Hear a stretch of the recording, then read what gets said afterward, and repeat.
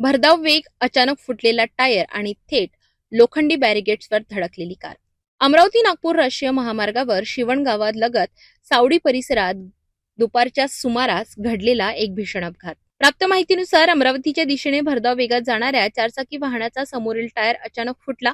Tyre फुटताच चालकाचे वाहनावरील नियंत्रण सुटले आणि कार थेट रस्त्याच्या कडेला असलेल्या लोखंडी बॅरिगेट्सवर जाऊन आदळली.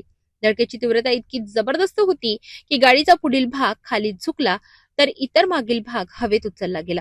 काही क्षण वाहन हवेत तरंगत असतानाचा भास निर्माण झाला, ज्यामुळे घटनास्थळी उपस्थित नागरिकांमध्ये भीतीचे वातावरण पसरले. या भीषण अपघातात चालकाने प्रसंगावधान राखल्यामुळे मोठी जीवितहानी टळली, मात्र वाहनाच्या समोरील भागाचे मोठ्या प्रमाणात नुकसान झाले. अपघाताची माहिती मिळताच स्थानिक नागरिकांनी घटनास्थळी धाव घेत चालकाला मदत केली. या घटनेमुळे काही काळ महामार्गावरील वाहतूक मंदावली होती. दरम्यान या अपघातामुळे भरधाव वेग आणि वाहनांची तांत्रिक तपासणी याबाबत पुन्हा एकदा प्रश्नचिन्ह निर्माण झाले.